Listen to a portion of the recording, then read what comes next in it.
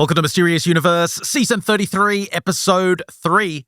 Coming up on the show, we've got Reinterpreting Pillar 43, the Crosby Poltergeist, and the Apocalyptic Visions of Chan Thomas. I'm your host, Benjamin Grundy. Joining me is Aaron Wright. What's this Pillar 43? Pillar 43 is this mysterious pillar at Göbekli Tepe. Oh. There it is. It's the one with a vulture or a condor, and there's three what people call handbags. You know, there's handbags at the top, and there's a man with missing a head and an erect penis down in the bottom right. Okay, yet another episode this year where in the first 30 seconds there's been mention of penis. We didn't have any mention on the last episode on Plus. Oh, thank God for that. At least we got through that. Because there was a story I missed that I didn't have time for. It was this new egg video, because we covered the egg explosion, the egg video from, what's his name, James Barbie? Is it Barber? What's his name again? The whistleblower? Yeah. Totally forgotten his name. Yeah, whatever. But there was this other egg video. Of course, the whistleblower that was interviewed by Ross Coulthard on News Nation. We covered that on the last Plus show, and there was footage revealed of this so-called egg-shaped UFO. Well, there was another egg-shaped UFO posted on 4chan that was supposedly found in Alaska. Another video or a photo? It was a video of it being towed by a helicopter or a plane on the end of a cable. Not very convincing at all. It was just some anon 4chan post. But there was a big, long Q&A of all these people asking questions because they claim to also be involved in this secret program of recovery, retrieving these devices or retrieving these craft. And when it got to the biology of the occupants of the craft, all he described was the penis.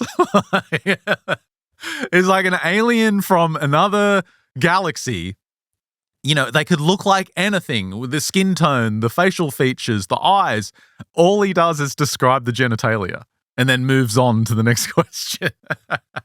It's like, all right, I don't think that's a real story. Yeah, it's probably not a real story. Although I must say, I mean, after looking at that video more, not the video of the penis, the video that was allegedly involved with News Nation, I'm now leaning more towards it being that balloon.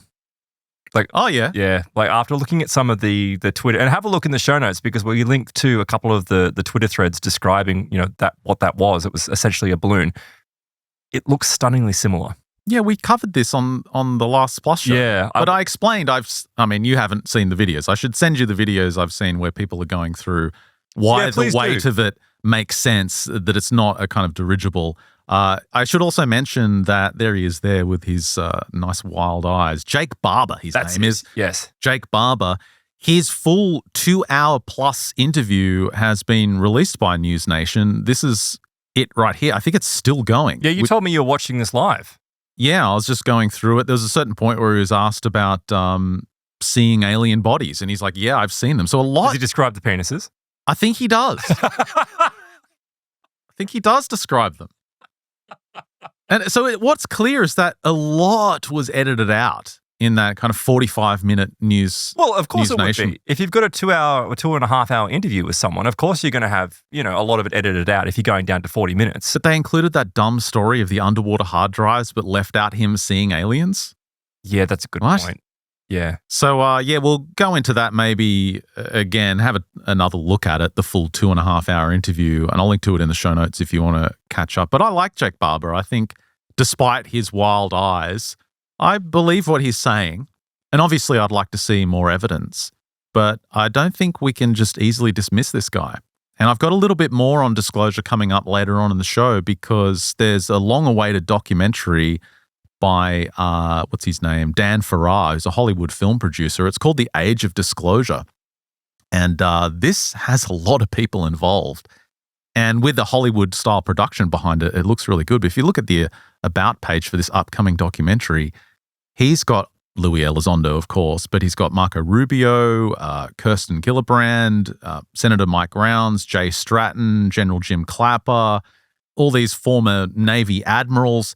There is a ton of, you know, high-profile individuals going on the record. There's one former CIA guy saying, yes, I've seen aliens. They never say aliens, by the way. They always use the new non-human intelligences. They always say, I've seen non-human intelligence. Yeah. That could have been a rabbit. Yeah, exactly. Let's just say aliens. But I realized for me, I was actually thinking about it, like, why am I, because I was rather cynical about this, but maybe that's because I was just exposed to a lot of Stephen Greer, but I was very cynical about it. And I just realized, but the problem is, it's like, yes, of course, the intelligence UFOs have been around for a long time. And you and I, for almost 2 decades, have been saying, hey, there's weird stuff up in the sky that's not human. Like, we should talk about it. And it's like only now that normies are going, oh, hey, those UFOs might be real. It's like, that's why I'm just so jaded about it. Let me ask you a question. What does this have to do with Pillar 43 at Göbekli Tepe? Oh, we just got off track. So tell me about Pillar 43. So the 12,000-year-old Pillar 43 at Göbekli Tepe in Turkey. With those man bags. So those bags, they appear actually all around the world. Yeah, but I'm not sure if they're the same thing. People have made that connection. I'm not sure if it's the same. So there's been a reinterpretation of this pillar by the ethical skeptic. And you might remember we've been covering some of his work, in particular about this, this exothermic core mantle decoupling. Yes. The Janabikov oscillation hypothesis. It's a bit of a mouthful, but it's generally this idea that there are these structures underneath the crust of the Earth, deep within the Earth, that are so massive that they can affect the magnetic, polarity of the Earth, and essentially there's some changes going on with them. They're starting to move around in some strange ways, and they could affect the rotation of the Earth, the magnetic poles of the Earth. Well, there's numerous people at the moment that are claiming that, well, they are, in this field, in I would say alternative research, which is suggesting that a magnetic field reversal is going to happen very soon. Yeah, so he is giving a new interpretation of what Pillar 43 at Göbekli Tepe is actually saying, and he believes it actually backs up his hypothesis of this kind of core mantle decoupling effect that seems to be ramping up. And so would the timing be correct? Because it's around, what, a 12,000-year, 11,600-year cycle? I just go off Bibu, dude. Bibu's one. Well, the only clock I need is Bibu Dev Misra. Yep. March 2025 is the end of the Kali Yuga. That's all you need to know. It's got a little feel, though, of 2012 happening. It's just like, oh, will it, won't it? Is it going to happen? So, yeah, we'll see what happens in 2020. We'll see what happens. What have you got coming up? Oh, I want to go into this really fascinating story, actually, which I call the real-life Poltergeist movie. And it's basically this little development. Of course, everyone should know the story of Poltergeist, where this family moves into this house. And, that's basically the house is built upon a burial ground. It's very paranormal, like tacky, I suppose, but it's got this old trope that goes around that you build upon a burial ground, that it unleashes very strange and terrifying things in your home. Well, that apparently happened in a development in Texas back in the mid to late 80s, which really caused a lot of problem for numerous homes, not just one. So I'm going to go This is the story that inspired the Poltergeist movie, right? I don't know if Crosby Poltergeist? I think it did. Yeah, I think that's where it actually came from. But the story itself is chilling. Like, it's absolutely terrifying. And I think in some ways it's even more disturbing than what happened in the movie. Although that movie also in itself apparently had a curse attached to it. There's like all of this, this energy that's associated with this entire thing, which seems to has that contagion effect associated with it. So we'll be going into that. I also want to cover this story from from Malaysia, actually. I like looking into stories, paranormal stories from other parts of the world and different cultures. And there's this really strange but short story from Penang, which coincides with the story we've covered from Brisbane many, many years ago. If you recall the story of those 3 girls that were living in an apparently haunted house. And if you recall, when they moved into this house, it was okay at first, but they started having weird paranormal experiences of footsteps walking through the hallways and that kind of stuff. But one of the women experienced this truly terrifying event where, and I'll try and see if I can find the original video, and I'll just link to that so you don't have to go back. The lipstick on the mirror? No, there was like this gangly, like skeletal white form sitting in the tree just outside her bedroom. And it was like looking up to the sky and then looking back down at her. Like, it was a very unusual and strange type of haunting, but something very similar happened in Penang. So we'll be going into that in the plus extension as well. Maybe it was just shedding. Well, actually, it's funny you should say that, because there is like an energetic shedding perhaps. But yeah, we'll get back into that later on. We've been looking at Whitley Strieber's new book, which has this, like, I'm not ready to cover it yet. I need to read a little bit more of it, but it's kind of a follow-up, like a spiritual follow-up to Communion, because it's got the same cover, right? But it's got this Different eyes. horrendous addition to the eyes. I'm just trying to see if I can find it here. Can you remember what it's called? Is it the fifth kind? The fourth mind? Yeah, the fourth mind. Here it is. Look at that cover. Just like, how do we make the most disgustingly freakish and terrifying cover in the history of books even worse? Do you know Add giant eyes to it. Again, I know we were joking when I was like, I'm really disappointed in Bud Hopkins now because of the story. You're like, well, we'll get Whitley's book. We'll see if we could destroy and pan him as well. I don't want to do that. But in saying I have read this book. And no, you haven't. I have. I heard you skimming it. And while skimming is not reading. Okay, and while I mentioned several of the stories too, and you're like, oh, I didn't get that. No, I did, because by that point, I'm just like, I'm over this. The problem is that his approach is very much at the beginning of the book is that, and this is his experience. You know, I haven't experienced this, so I can't comment on exactly, but. He's like, oh, the aliens are basically here to help us because we're facing overpopulation and they need to help us to, not be so overpopulated and protect our environment. I'm like, you're just describing what contactees were describing in the 50s. It's the same kind of thing. It's very anti-human. And I feel like he can't see that it's anti-human. He's making out like it's, oh no, they're here to help us. Like it's to help us. Yeah, you're like, right. No, they're an invasive force. You're right. But that doesn't mean that his opinion isn't valid in other respects. Of course not. Yeah, I'm not saying that. And the reason I mentioned it is... I just think it's like Stockholm Syndrome. Oh, yeah, it's a little bit like that. But the reason I mentioned it is he does have amazing stories in this new book. And one of them was he was outside of his property. It was in upstate New York, right? And he saw, I think it was 3 of these entities, these hideous things. They were in the trees or the bushes just quite close to him, like, 10 yards away or something. And they were kind of trying to ignore him, like trying to hide, but they were clearly visible. And he explains, and this has come out from various sources over the years, that the way that these entities... The poop skins. ...expel their waste from their bodies is they... Through their skin. Through their pores on their skin. Which is why they stink, because abductees commonly report that greys have this horrible smell about them. And he describes smelling that awful, horrible smell, that sewage-like smell, like dried urine or something. Yeah, ammonia-like smell. Yeah, ammonia. And they're kind of like brushing their skin in the bushes. And the way he describes it's kind of funny because it's like, if you were to take a dump in the bush and someone came and caught you, what would you do? Like you wouldn't, what would you do? You would kind of try and avoid them. Yeah, you'd huddle. Avoid eye contact. Yeah, you'd be freaked out. And that's kind of what they did. Yeah. And they were just basically taking a shit in the bushes. But through their skin. Through their skin. Disgusting. Anyway, we'll do Whitley on the next Plus show. Okay.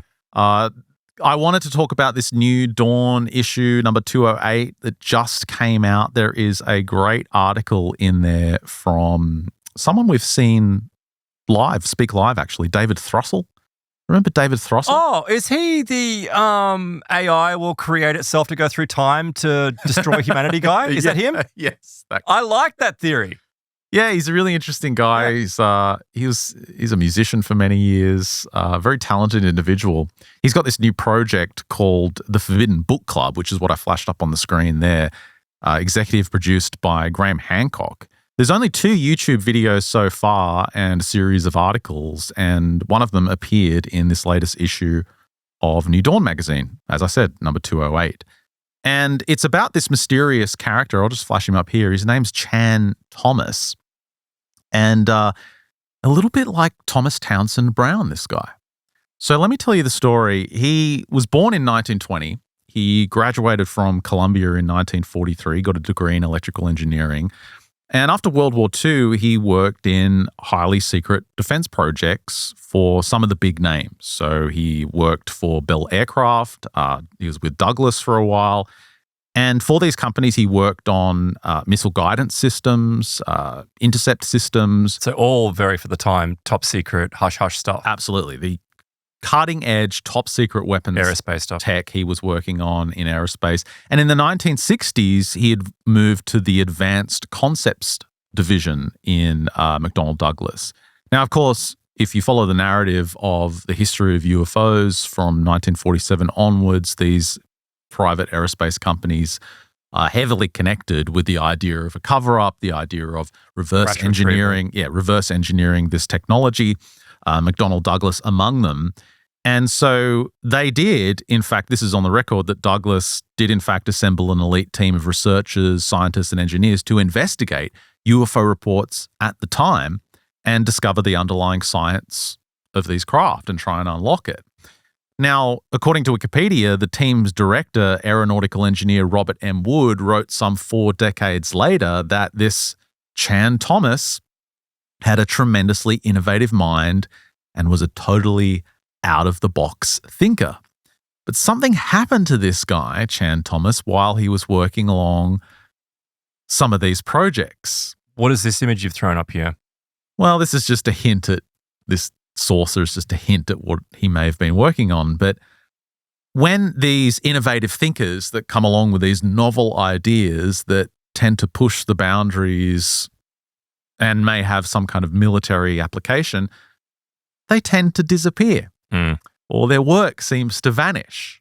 Again, a la Thomas Townsend Brown and others we've covered over the years. The same thing happened to Chan Thomas. He disappeared off the scene and his work vanished. So what, he just got, like, he disappeared into a breakaway civilization, they bought him out? No one knows because you find any information on the guy. He's just gone. There's no, like, this was a guy in the top of his field working for the top aerospace companies, making breakthroughs with weapon systems, and then there's no record of anything that he's working on. A little bit suspicious. Some of his work that seemed a little bit more benign was classified by the CIA. And why would you classify relatively benign information? Well, it was this book. It's called The Adam and Eve Story, The History of Cataclysms. This is the 1993 version that was eventually declassified, or no, actually, this was discovered before the declassification. Why would you classify this? Exactly.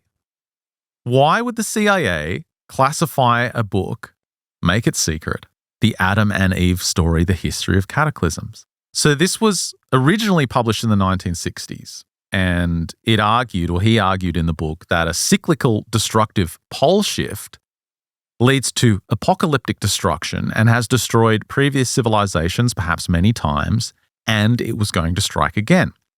In his vision of the book, he wrote, "With a rumble so low as to be inaudible, growing, throbbing, then fuming in a thundering roar, the earthquake starts. Only it's not like any earthquake in recorded history. In California, the mountains shake like ferns in a breeze. The mighty Pacific rears back and piles up into a mountain of water more than 2 miles high, then starts its race eastward. With the force of 1,000 armies, the wind attacks, ripping, shredding everything in its supersonic bombardment. The unbelievable mountain of Pacific seawater follows the wind eastward, burying Los Angeles and San Francisco as if they were but grains of sand. Nothing but nothing stops the relentless, overwhelming onslaught of wind and ocean." So is he suggesting that a pole reversal would cause tectonic disruptions, which would then cause tsunamis? Yes, he's claiming a lot of things. And Thrussell points out, well, there's really nothing new about writing about apocalyptic visions. There's not that much new about the pole shift idea because that could be traced back to the 19th century as well. And in fact, some of the stuff I've been reading recently about pole shift is that it's not so concerning from a physical standpoint. It's more that a pole shift would be very disruptive to our society now because of our reliance on technology. It would cause significant disruption to our technology rather than causing tsunamis. Right. But when you put it into the context of someone like Chan Thomas, this unique mind working with exotic technology, with some of the brightest brains in the world, perhaps seeing things that no other human being has seen, and the fact that it's classified by the CIA, it makes you wonder. It's got to make you wonder. Was he correct? Was he onto something?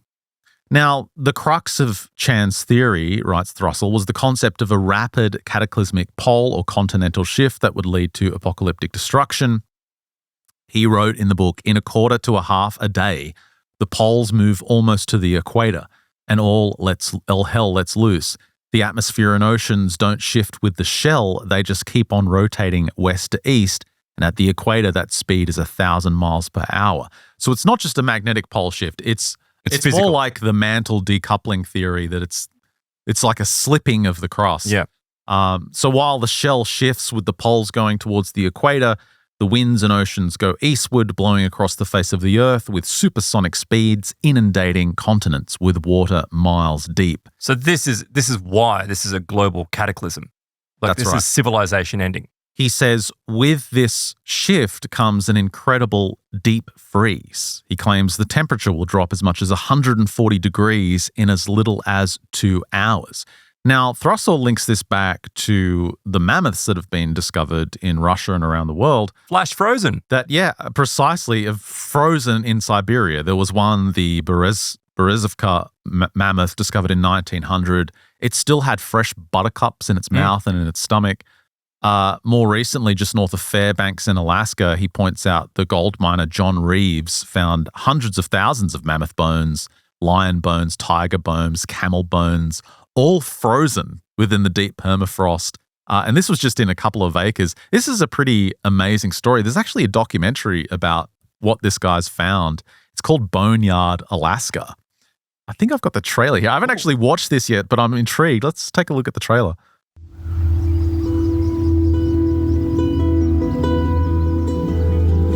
Looks like what you would expect. That's where you'd find a mammoth. By finding something on the ground or in the earth that told me a little bit about our culture and where we came from and what was here before us. Those cool things that we find need to be saved. They were flabbergasted to see how much material was found in just one day. 100 bones in a day. The secrets in these bones are held in a lot of different ways. I'm sure in your collection you can easily make a composite skeleton of a steppe bison. You can make a whole goddamn herd of steppe bison. I think so. And that would be impressive to create. Yeah, it would. The bones which come out of the permafrost are bones which have been frozen since thousands of years. And they look like the animal was living yesterday. So the quality is superb. Here it is. Look. Wow. One of the really big questions is, why do we have so many bones here? Oh, it's a huge one. Yeah. Wow. So this is why we should be thankful for global warming. I'll tell you why. It's because they were all flash frozen in an instant. That's why there's so many there. It's like if you have a herd of elephants and one of them dies, it's not like the whole herd just hangs around and also dies in the same place. Like I get the idea that you have, burial grounds where they go and pass away. But not like this. All the species are all flash killed in a moment. This isn't some gradual event. This isn't the gradual passing of time. Something catastrophic occurred instantaneously. And the mammoth thing is so interesting because you look at Siberia, what's there to eat for a giant elephant-like creature there? Well, I mean, nothing. Yeah, but there would have been. Right. And there would have been because the climate would have been completely different. The landscape would have been completely different. Why? Because the poles are in different positions. That's why. And so you see evidence of this all around the world. I think there's evidence of like hippos found in the remains of hippos found in Sahara, Europe. wasn't it? Europe. Oh, maybe hippos. Europe. Yeah. I'll keep playing the trailer. How that happened, over how much time did that occur? Very good question. That's something that we'd really like to figure out. Wow, that's a great specimen. And even a part of the horn sheet is attached. Hey, look at it. This is really a gold mine, but for bones. Finding that many bones in that amount of time, it's not normal at all. That's an exceptional deposit. That's not the sort of thing we find every day. I suspect the rest of my born days I'll be doing this because it's kind of like looking for treasure. And that's what, in my opinion, and people might think I'm nuts, but these things are treasure. In everybody, there is a little Indiana Jones. Looks cool. So what age would this be? How many thousands of years? Is it thousands of years? It must be. Like 12 or 14,000 years ago. So probably around the same time as the Younger Dryas events and the age of Göbekli Tepe. Something happened. And that's precisely, that's the documentary there, Boneyard, Alaska. I'll link to it in the show notes. But that's exactly what Chan Thomas is describing, this rapid temperature drop. He says across the continent, the 1,000-mile-per-hour wind wreaks its vengeance everywhere. Every living thing is ripped into shreds. Within 3 hours, the fantastic wall of water moves across the continent, burying the wind-ravaged land under 2 miles of seething water. So you can imagine the sediment. Things are flash frozen, and then the sediment is just dumped on top of top of them. And that's why you have a place like Boneyard, Alaska, where you've got all these different species flash frozen and buried together. And so Thomas proposed a cycle of this planet-wide destruction roughly every 10,000 years. He called it a cosmic cleaning of the slate. He said once more the Earth has shifted its 60-mile thick shell with the poles moving almost to the equator in a fraction of a day. Again, the atmosphere and oceans refusing to change direction with the Earth's shell have wiped out almost all life. And he was publishing this. He was being interviewed about these claims. I think he went on, what was the talk show back then? Johnny Carson or something? Yep. And then he just kind of vanished. He proposed that the cause of this cycle of destruction were changes in the Earth's geomagnetic structure. Now, he believed it was because the planet was passing through like magnetic voids in the Milky Way. I don't know if that's true. That was just his prediction. But he also predicted conveniently far into the future that we would be facing it again, that it was coming soon. And he was sure to predict it beyond his death. Right. He said it would occur past the year 2020. He passed away in, I think, 1998. So the Adam and Eve story... Well, hang on. You say passed away. Do you mean disappeared in 1998? No, or we know that he is dead? He disappeared in the 60s, right? Okay. While he was working on all this stuff. And he wrote this book before he started most of his classified weapons research. Okay. But the CIA classified the book in 1966. It was declassified in 2013. That recently? Yeah, but they only released 55 pages of the 284-page book and said, here you go, guys, declassified. I was like, where's the rest of it? Now, what was strange is that the book that I flashed up earlier, this one somehow got released 3 years before the CIA declassified their small portion of it. And this book, this version from Bengal Tiger Press has everything. It's got everything in there. So what's missing? Well, that's the interesting question. So Timothy Windsor over at Speculative History Online, it's a WordPress site, I'll link to that as well. He wanted to know the question, like the answer to this question of, why was it classified? And can we compare the two versions, the CIA sanitized version and this full complete version, and figure out why? Well, he points out that this version is enlightening as to why the CIA may have been so interested in censoring its contents back in the 1960s. There's a passage concerning the funeral of John F. Kennedy. Oh. And he says, this is very benign, like just a small 2-sentence comment. He says, I remember watching John Kennedy's funeral on television. He said, and most vividly, the incantation given by the Archbishop to keep John Kennedy from the doors of hell. Nothing particularly malicious, according to Windsor. No claim of an inside job, no claim of anything like that. But he says maybe, just maybe, when this came out, it was too sensitive to have anything about. Yeah, maybe. Okay. I mean, maybe we're just, reading too much into it. Maybe. But what else is in this full version that was left out of the CIA declassified version? Actually, that's a good point, though. If it was about that, then why not just remove those 2 lines? Why remove, what did you say, like 190 pages? It was 220-something pages. Right. That was, the whole original book. There's a lot of weird stuff in this full version that's been left out by the CIA. In it, he gives his own fascinating reinterpretation of the Greek alphabet using Polynesian. Okay. He explains the motions of the Earth in terms of the magneto-hydrodynamic energy, outlining the research of Swedish physicist Hans Alfvén. Okay. All right. Not really a smoking gun.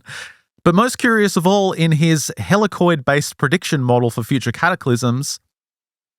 No. Helicoid as in going around the sun? I don't know. No. Most curious of all is his helicoid-based prediction model for future cataclysms. You'd think that would be something to do with the sun.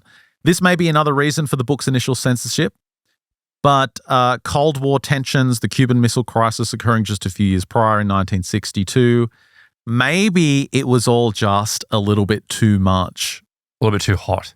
For the populace at the time. It's like you've got... Yeah, you've just come pretty close to nuclear war. You don't really need to know about, a new cataclysm coming towards you. You've got annihilation hanging over your head. You don't need another potential annihilation hanging over your head. Today, it's fine. Oh, yeah, today, not a problem. No problem today. Yeah, people live on doom porn these days. But I realized there was another big one that's been cut out by the CIA. He also claims to possess some kind of extrasensory perception as well as understand how nature creates gravity. So that last part, I'm not entirely sure, but certainly things like extrasensory perception, I can understand why the CIA would want to suppress that around that time because they had their remote viewing programs running. It's actually the last part that interests me more than the ESP. And I think the last part is why his book that has really nothing about his weapons research got classified by the CIA. Let's go back to Thomas Townsend Brown. If you remember his work, and especially Nick Cook's Hunt for Zero Point, the ultimate conclusion was that Townsend Brown discovered some kind of anti-gravity principle. And this effect, very long story short, eventually made its way into the B-2 bomber program. That's right. And it was implemented in a kind of electrogravitic lift. Well, wasn't it somehow electrolyzing the leading edge of the wing to cause an antigravitic effect? Yeah, that's what Nick Cook claimed, and he claims that's why Townsend Brown's work was classified and why it's still under wraps, is because the B-2 bomber program is connected with the nuclear capability of the United States, and that's just not something that's ever going to be unlocked in a paper you can download from Wikipedia. It's only a throwaway line, but I saw the recent interview with President Trump with, was it Hannity, I think? And just there was this throwaway line where Hannity was saying to him, there's concerns out there about, and I'm paraphrasing here, about, your impulsivity and pressing that red button. But that's not what the red button's for. And Trump says, it's something completely different. We'd use it for something else. I'm like... What could you possibly use that red button for? Like, does it release a bunch of UFOs? Like, be cool if it just played a funny sound effect. Just a clown horn. Like, yeah, like a clown horn. But I wonder if that's also reading between the lines. Is that suggesting that the president really doesn't have the final say in launching nukes? Oh, there's obviously a massive process that has to go through. You can't surely think that there's just a button he presses. That's the whole point. Like in a cartoon, he just presses a button and all the nukes go. Not like that. Obviously, like pressing the button would elicit a response team with the nuclear football. It wouldn't be just like you press a button, but maybe it does though. Maybe you've got predetermined sites ready to go. What is that button for? Because I've seen other people post that, but just haven't. I don't know. Into it. Now I'm intrigued. I've never thought about it before. Okay. But because you said, it's for something else, I'm like, well, I want to know what the something else is. Didn't Biden just use it to order ice cream? That's what I read. That's why they replaced it with the clown horn. So I think this gravity thing is the key because if you think back to Thomas Townsend Brown, it was all about this anti-gravity effect that's connected to the B-2 bombers, connected to the nuke program. And Townsend Brown's work was just scrubbed. Like there's this huge gap in his history. You've basically got some of his schooling and then he's gone. There's nothing. His name's scrubbed from his university. It's all just conspicuously missing. And it's kind of the same thing with Chan Thomas. He did release another book called Body 2, and it was more about the ESP thing. And so that was kind of okay. Like that was allowed to be declassified. But he wrote this anecdote about something that happened in 1965 in that book. He just mentions being in the airline business for some years, working in engineering and flight testing. But this is something that Throssell mentioned earlier as well. Excuse me. It was actually a MUFON journal issue that came out in October of 2008. There's an entry by Dr. Robert M. Wood that confirms Chan's role in the aircraft business. Right. So this guy claims he was an ex-colleague of Thomas. Wood states that they were both part of the Advanced Concepts Division at McDonnell Douglas.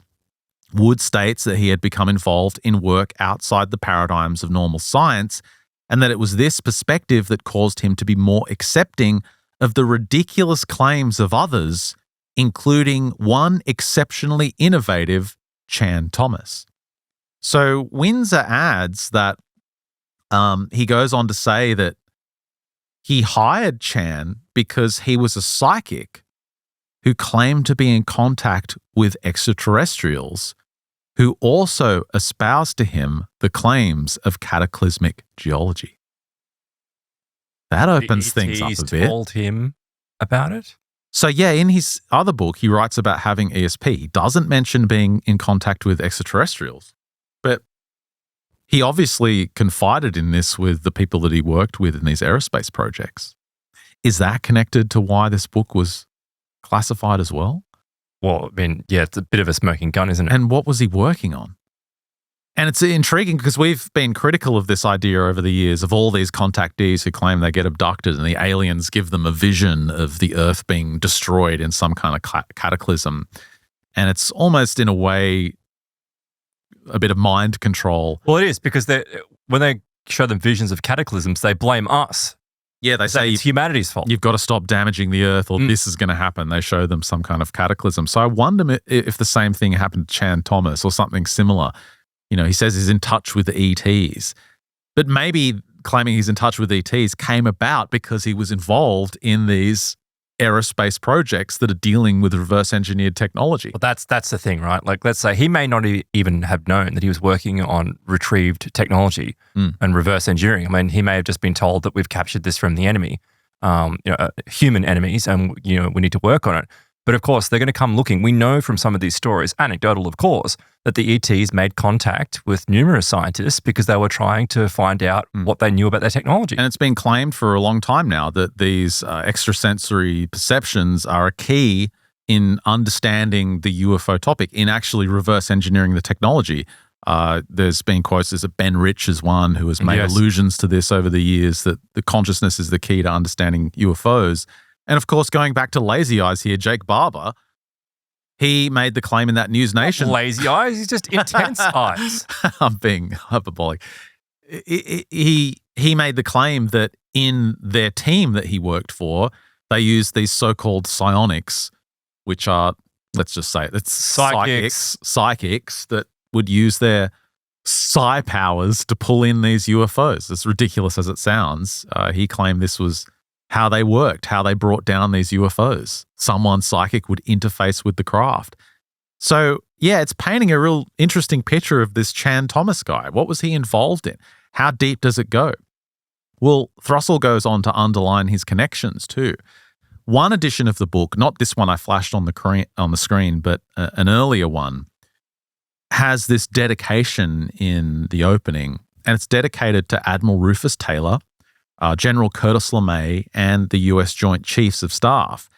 So in 1963, these are some serious political and military heavyweights. So in the 1960s, Admiral Rufus Taylor was the Director of Naval Intelligence. And if you look at all the advancements in the programs that are currently studying UFOs, they all come from naval intelligence. So there's a long pedigree of naval intelligence being connected to the UFO phenomenon. The deputy director he was also the deputy director of the Ultra Secret Defense Intelligence Agency, and he was the deputy director of the CIA, this Admiral Rufus Taylor. General Curtis LeMay, it was dedicated to also, has long been rumored to have been a cog in the assassination of US President John F. Kennedy. Well, we might find out very soon. There's that connection again. So I wonder, he wrote this foreword dedicating it to these guys, but does that mean he was connected to them because of the projects that he was on, or was it a bit of a slight? That's what I was thinking. Was it a little bit to say, look what I'm going to talk about, guys, you can't stop me? Yeah. I don't know. It's hard to tell, but the fact that they're mentioned is pretty incredible, pretty telling. And Thrussell writes, with friends like these, it's curious that Chan Thomas has almost vanished into history. Again, he appeared on Johnny Carson in 1965, but after that, the articles disappeared. But why would he appear on Johnny Carson? How did he build up such popularity? He was talking about the cataclysm idea. Okay. Yeah, I mean, he'd be a great guest to have on the show because it's, probably an intriguing topic. Thrussell said, look, we contacted his family for comment. They weren't willing to go on the record, which again is kind of interesting. Like you'd want to talk about your relative, wouldn't you? Well, unless you're threatened. And that was the same thing with Townsend Brown. Like it was very difficult. And that's how we got the book. I can't remember the author's name. So ever since I gave up caffeine, my memory's just like gone. No, it's just like a muscle. I got to build it up again. No, it's gone. It's like it's never coming back. It's gone. The caffeine just atrophied it to nothing. Right. Yep. Shatskin. Remember Paul Shatskin, who wrote the book on Townsend Brown? He worked closely with the daughter to get that information out. So I actually hope that Chan Thomas, one of his surviving relatives, maybe has access to memoirs or some kind of information. Yeah, they may not know. Yeah, exactly. They may not know anything. And in the end, he gives a quote from Chan Thomas, who said, "A cataclysm accomplishes many things. It stops unbridled and irresponsible reproduction, being the best population regulator known. Like what the Greys are saying? It stops worldwide pollution of our planet and provides for the restoration of pure water in lakes, rivers, and oceans." Also what the Greys are saying. "And it stops man's process of dehumanizing himself with narcotics, mass crime, and terrible authority. And digital technologies. Above all, it gives mankind a chance to start over once more, and this time do it right without intellectual or spiritual imprisonments." Weird. Meanwhile, Thrussell writes, billionaires build Armageddon-proof bunkers around the globe. Do they know something we don't? I don't even think that will save them. Or are they also just suffering from apocalypse fever? But you know what? It makes sense when you think about it, right? And then, because I've been reading a lot recently about the simulation hypothesis, and it's this idea that essentially the simulation has to reset in the context of these sorts of apocalyptic stories, right? So humanity reaches a certain point and we just reset. And the way to do that, if it was a simulation, although this could just be through a creator or if you want to get more spiritual, you can go down that path. But essentially, it is a way of keeping humanity in check for all the reasons he just described. Just cosmic cycles. Yeah. There's cycles in everything. Everything in nature. So why wouldn't there be cycles in the solar system and the Earth, in the solar system, in the galaxy, in the universe? Well, I not think whatever is beyond. I think the idea is, it's like humanity, and perhaps we have done it in the past, but humanity needs to reach a point where we can leave this planet. And it seems like every time this reset happens, it's just before humanity reaches a point where we could achieve interstellar travel. The gods are like, Yeah, you can't leave this space. So that leads us to the vibe shift that's happening, because I feel like the vibe is shifting and the age of secrecy is ending. Speaking about cosmic cycles, there's a change in the air. And case in point, like I mentioned earlier, there's more high-profile individuals going on the record explicitly stating the reality of aliens and the US government's knowledge of them. Forget about UAPs. UAPs are boring. Well, I think they're distractions. Who cares about what they're flying? What about the beings that are controlling them? That's what we care about. Here's the trailer to the film I mentioned earlier, The Age of Disclosure. It's by Hollywood director Dan Farrar. He did Ready Player One and the previous UFO documentary, The Phenomenon. Oh, yes. But this looks really intriguing. Let's take a listen. The American people are ready to receive the truth.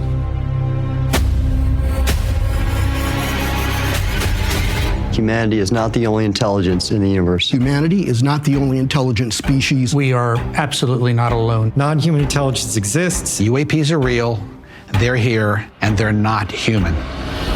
I spent 25 years as a senior official with the CIA. I've worked on highly classified UAP programs. 28 years as an astrophysicist. I served as the 4th Director of National Intelligence. Director of Aviation Security in the National Security Council. The one-star admiral after 32 years of service. People that come forward with this, I feel like they've taken their life in their own hands. I was recruited to a highly sensitive government program that investigated unidentified aerial phenomena. For over 16 years, on behalf of the U.S. government, I worked as a senior intelligence official on the unidentified aerial phenomenon topic.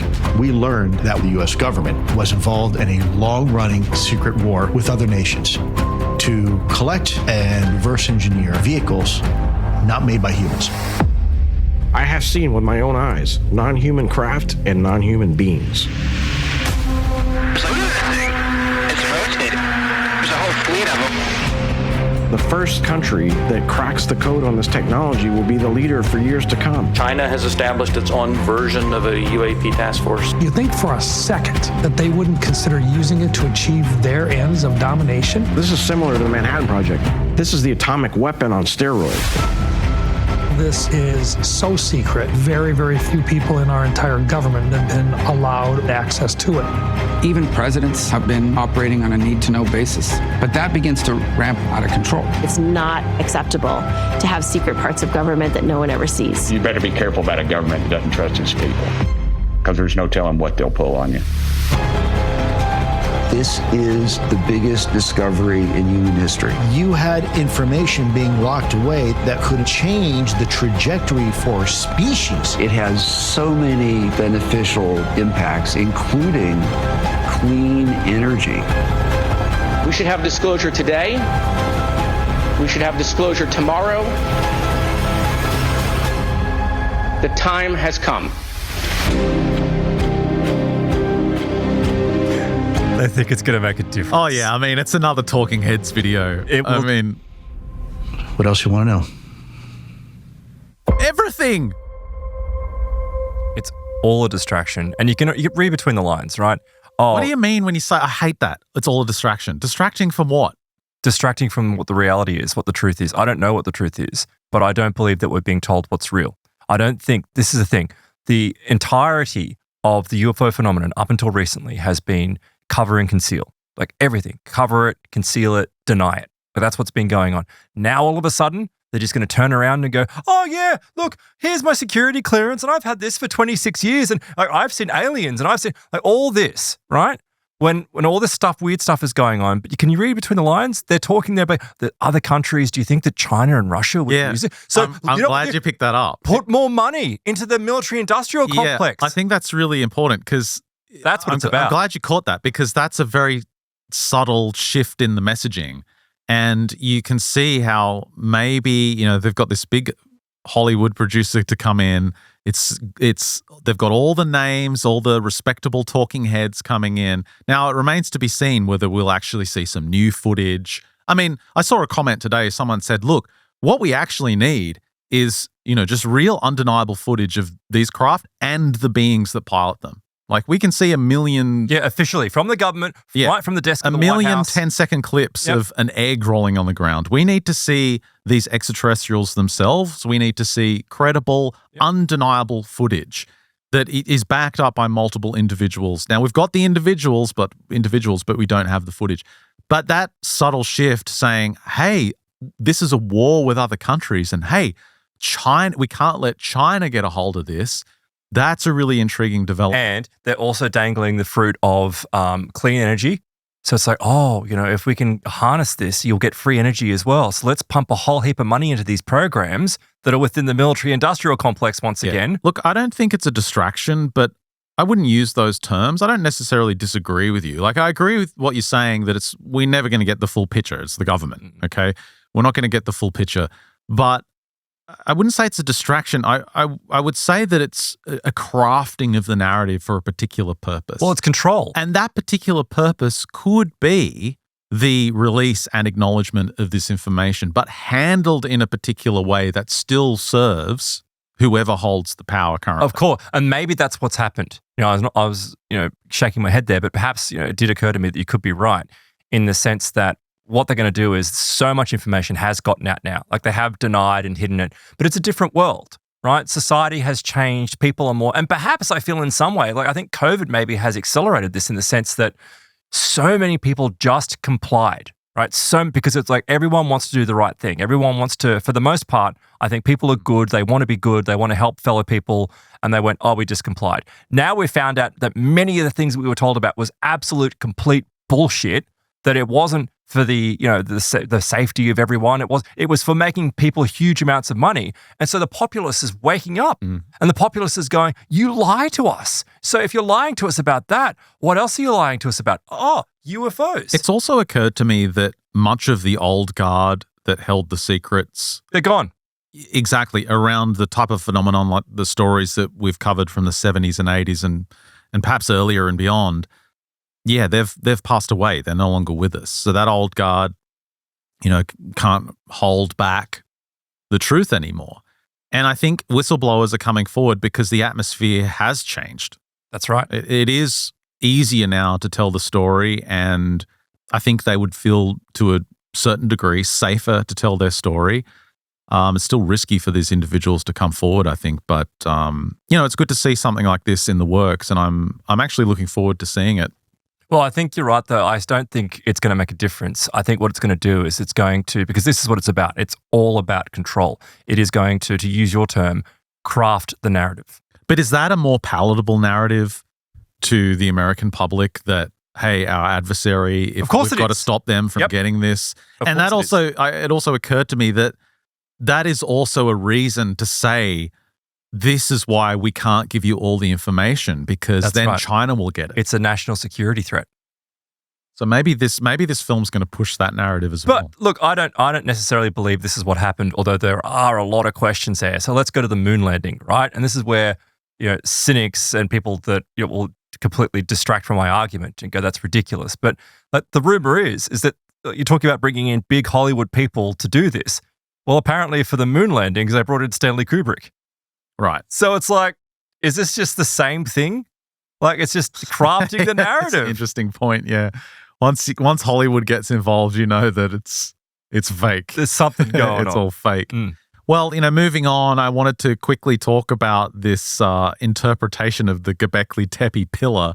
I'm not sure how much time I have for this because Ethical Skeptic, it's theethicalskeptic.com, he really is detailed with his write-ups, and often I have to admit I struggle in comprehending every single detail he's talking about, especially when you get to the exothermic core mantle decoupling Janabikov oscillation hypothesis. Oh, yeah, ECDO. And what's the... It's not difficult, Ben. Dude, look at this. I tried to do this on a Plus episode. From memory, I think I just gave up halfway through. I would have read the first paragraph I'm out. Look at the detail he goes into. Really this guy's detailed. Been an engineer for decades and decades. He's worked all over the world on major infrastructure projects. He knows what he's talking about. He's got a very scientific mind as well. But sometimes I'm just like, ChatGPT, dumb it down. And is that what you've done for this? To a degree. Yeah. Nice. It's always like... make it simpler, ChatGPT, and that makes it simpler. And I'm like, make it even simpler, ChatGPT. It's like, makes it simpler. I'm like, no, you don't understand. I'm retarded. Make it even simpler. And so...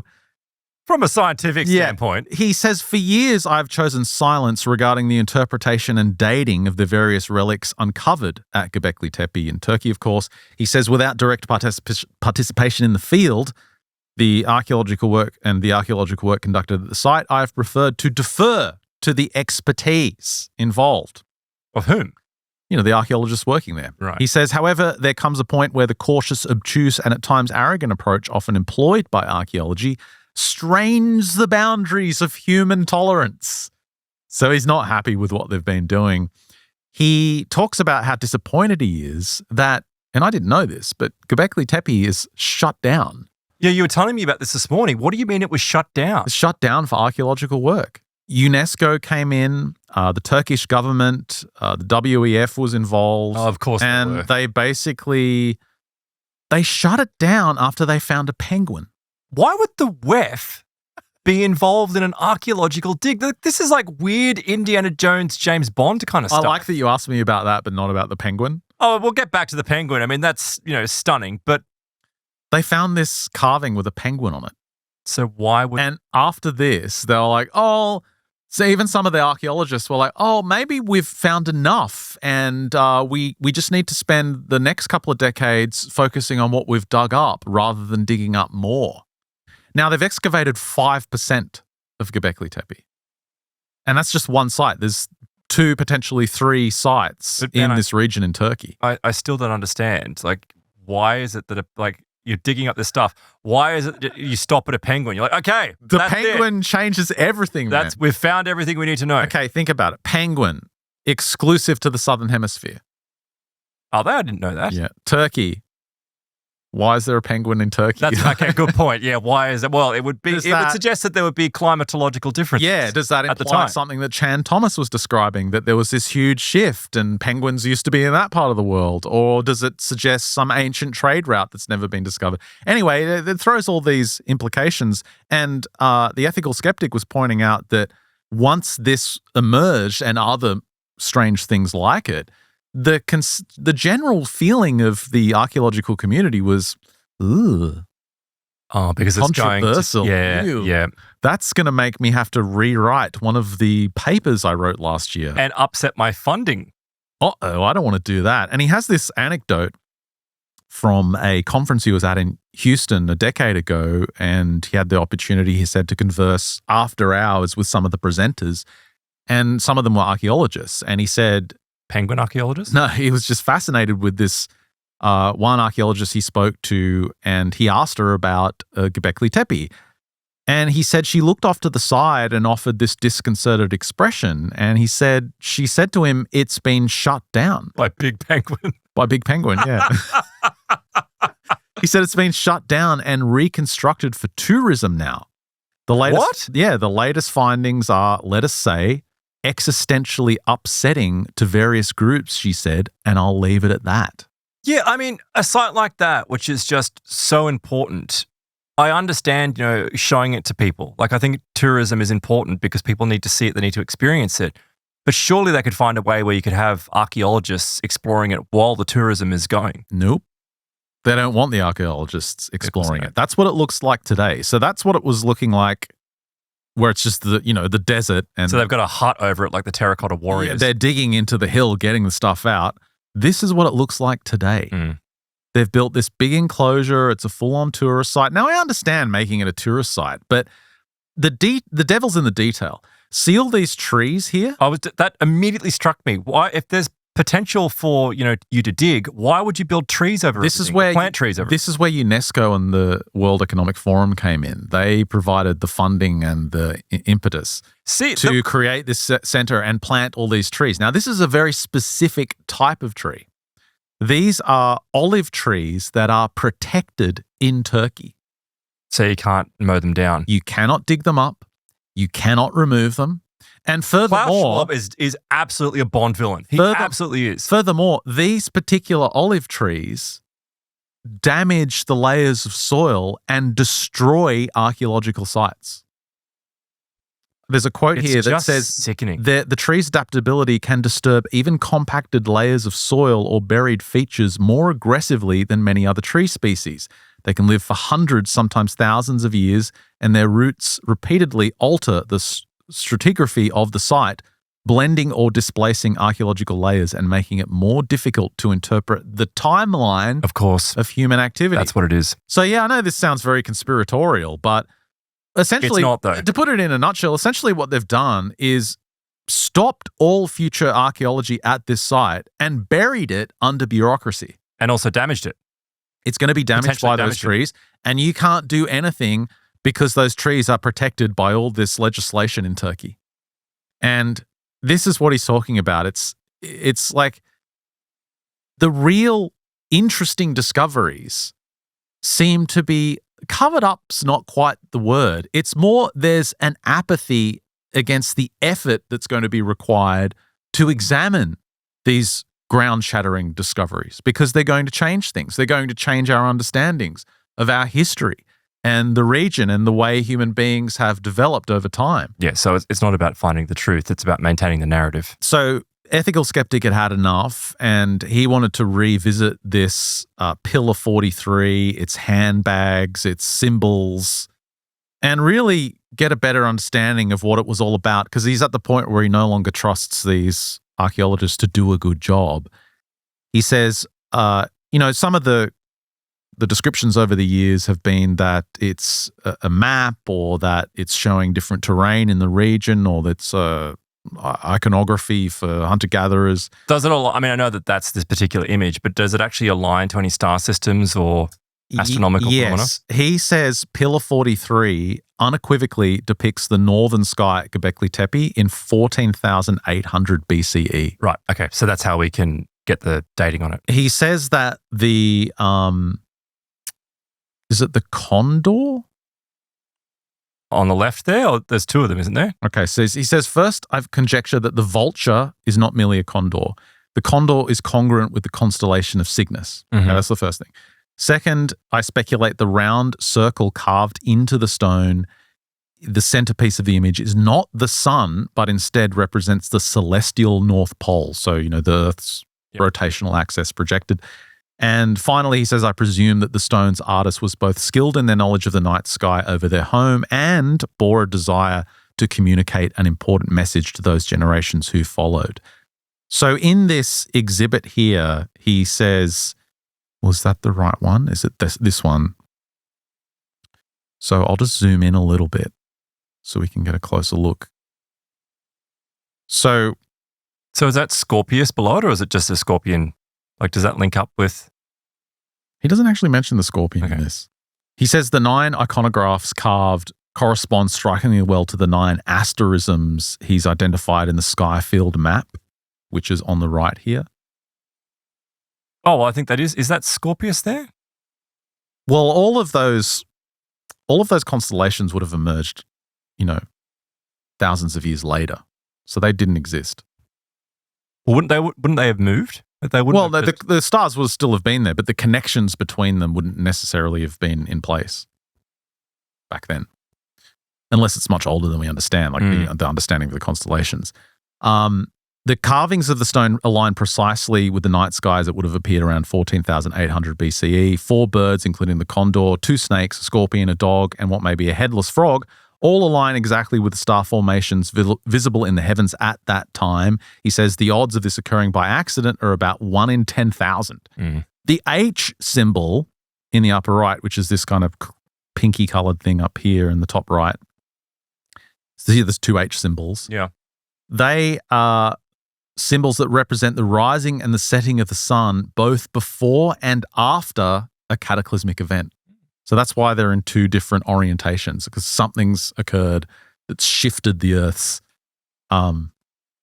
axis in a way. He says these align strongly with my exothermic core mantle decoupling hypothesis. Okay. So I got to show you this video. To explain this is beyond the 10 minutes we've got left on this show, but let me just play you the video to kind of give you a sense of how this works. It's got to do, like I said earlier, with these structures that are deep within the Earth, and they have so much mass they affect the, geomagnetic activity and the rotation of the Earth. They're called the large low-velocity shear provinces. They're like Earth's hidden gyroscope. Right. You can see them on the image on the right there. They're absolutely massive. And the way they work, this is the theory, not his theory, but this has been developed over time. The way they work is a little bit like this NASA video. Let's take a look. So this is a knob spinning in zero gravity, like a little handle. On its own axis. See how it spins on its own axis, but then just flips its orientation? Yes. This is what the Earth does because of those giant structures deep within the Earth's crust. I mean, that makes sense. On a macro scale? And because there's been changes in those structures and changes in the magnetic field, the argument is that this this flip is going to happen soon. So do they have an understanding as to why that occurs, or is it random? No one knows. It's an absolute mystery of why this occurs. And so, going back to his breakdown, he eventually gets to interpreting what is essentially...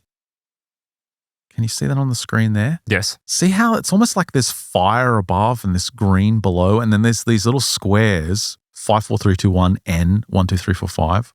So is it representing like a plasma storm or something, or fire raining down? Yeah, so the upper chiseling is red and the lower implies green. He claims this is... But that's not on the stone, obviously. No, but upper is generally depicted as red, lower as green. I don't know why. But he claims that this is depicting some kind of aurora borealis type effect. Okay. So which would happen with the reversal of the magnetic field. Yeah, some kind of major change to the magnetic field of the Earth being depicted in the sky. The 11 boxes you see on the screen, true north is the center. with the 5 points on either side constituting the extent to which this activity in the sky spreads across the northern sky. So are they like points in the earth? Is that what it's describing? I think they're just mapping out. He says it's kind of similar to how like crude bearing points of steerage works at sea. Okay.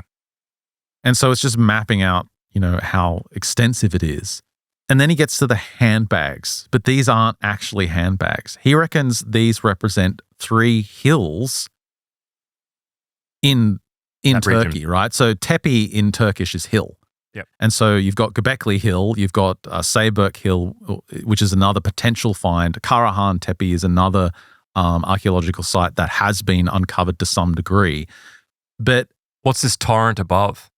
He claims each of these hills appears to be hollowed out near the top, potentially signifying shelters or refuges created in response to a signifying event. So torrent above could be the electromagnetic activity in the sky. It could be water. It could be waves, water, rain. Wasn't that something that Dr. Robert Schoch described? Wasn't he describing some weird thing falling from the sky during one of these periods?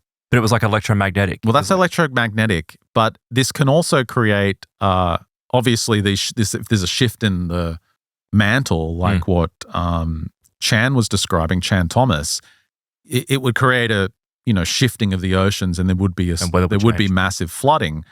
And so he says both Göbekli Tepe, Karahan Tepe, and possibly Sayburk Tepe appear to represent hollowed-out hills designed to shelter 3 sub-tribes of humans and possibly animals during a period of significant environmental stress and or social upheaval. So here's the kicker. Are those other 2 sites, do they have WEF-funded olive trees planted on them? Not yet. Not yet. There's still potential in those sites. But what I found really fascinating is he goes into the topological map of these sites. Here's Göbekli Tepe. And you'll see below, the blue is obviously the peak where, there's evidence in the ancient past of flooding, massive flooding, right? Now, look at where... These are now desert areas. Yeah, obviously this is thousands of years in the past. But and high elevation. You see down below... See where this little circle is on the map? I don't know if you can see it down here. Yes, yeah. This is where Göbekli Tepe is. It's the only place that doesn't flood. It's on the peak. It's like these people knew precisely where to build these points. Now, that's the narrative. It's like, here's where we're going to build these underground structures. We're going to be safe. The flood water's not going to get it. We're going to dig underground so that we're protected from whatever's happening in the sky. It won't be flooded. And he claims that there were 3 groups that were created because they wanted their best chance at survival. Of course. And so... They're basically fallout vaults. Yeah, they're fallout vaults. That's what they are. And so his full reinterpretation, redescription of this panel is this. In the days when the great year axis aligned above the left wing of the celestial condor, an ominous portent appeared in the night sky, one unseen in our lifetimes but foretold through the legends of our forefathers. Flames of green below and red above raged across 5 points of bearing either side of true north, terrifying our tribespeople and signaling to our elders it was time to abandon our farms on the beloved plain and retreat to the mountains. And so, heeding the wisdoms of their ancestors, they knew exactly where to build these divisions of 3 groups of their people. Each task was seeking refuge atop the highest hills, and at the summit of these 3 hills, the tribes hollowed out reinforced chambers beneath the ground, creating sanctuaries to withstand the calamity, the torrential onslaught, and give hope that at least one group of people might survive. And of course, it was also used to tell a story to future generations so that we wouldn't make the same mistake, so that we would be prepared as well. It's a warning that we're not heeding, or it's being hidden from us. And the fact that the WEF has been involved makes me think it's being hidden from us. Yeah, doesn't it make you think? They're like, well, we can't let the normies find out what's coming because we don't want to disrupt our plans to save ourselves. Yeah. I can see that scenario playing out. But honestly, I think it's more apathy. I think it is more that people don't want to disrupt the current narrative. I don't get that though, because I know I referenced funding there, but really, imagine the name you would make for yourself as an archaeologist and a scientist, if you uncovered something that is shockingly, life-changing. Dude, the name you make for yourself is conspiracy theorist. You get called a conspiracy theorist. Yeah, that's true. Look what happened to Graham Hancock. Yeah. He's called a conspiracy theorist. You get this pejorative thrown at you. Anyone that entertains this idea is a conspiracy theorist. But I don't know if that term carries the same kind of weight anymore. Going back to what I was saying with the shifting dynamic. Hopefully it's being eroded down. I'll link to all that information in the show notes. Yeah, you definitely want to check out the exothermic core mantle decoupling Janabikov oscillation hypothesis. That's my personal favorite. And put it into AI. That's my favorite. You read it as a bedtime story to your kids. They'll be out in no time. You'll be out in no time as well. Again, I'll link to all that along with the UFO stuff. The new documentary is coming out as well. And of course, don't forget, we have Jake Barber, the full 2.5 hour interview. Is it still going? I think it's still going. No, surely not. No, it's stopped. Yeah. It's finally stopped now. So it's 2 hours and 49 minutes that went for. So you can go through that on Tuesday for the Plus show. No comment? Well, I was just thinking about, can I face that? But no, I really want to actually find that story. I want to hear the story about him actually seeing alien beings. Yeah, there was a clip I claims. was dragging through, and he claims he's seen alien beings. And Ross Coulthardt's like, how does that make you feel? And he's just like, I'm over it. And I was like, are you me? But I wonder if that's part of the whole narrative as well, right? It's like I actually saw someone on Twitter make a really accurate comment about, you and I deciding to wrap up Mysterious Universe, at least for us, on this year. And essentially it's become mainstream. It's become so mainstream that there's now an apathy attached to it. It's funny you should use the word apathy, but that's really what it is. Yeah, people are reasonably excited about what it is, but the reality is most of the population will just be like, eh.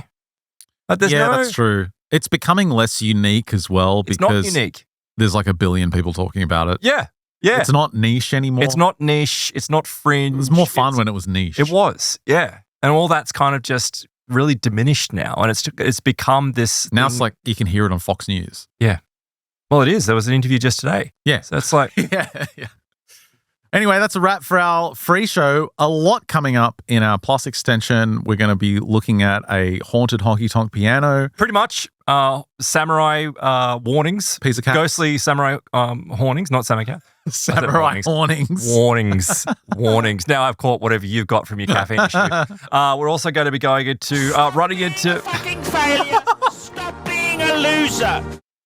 All right, well then just sign up for Plus and find out what's coming up. It'd be awesome if that's what Trump's button played. Anytime some female world leader comes in, he just presses it. Sign up for Plus. Head to mysteriousuniverse.org/plus. Get the sale before it ends. $99 for MU Max in our final year of Mysterious Universe. Sign up so that you're with us to the very end. Not of Mysterious Universe, because that's going to keep going.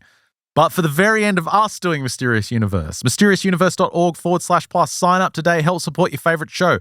You get access to the big extensions we do on these shows every single Friday. You also get an entirely exclusive season that comes out on Tuesdays. You're getting more than double the content if you sign up for Plus. See there, that sale is still going. 40% off MU Max, which gives you access to our massive back catalog as well, going back 16, 17 years. All the videos are there, all the extensions, all the Plus shows.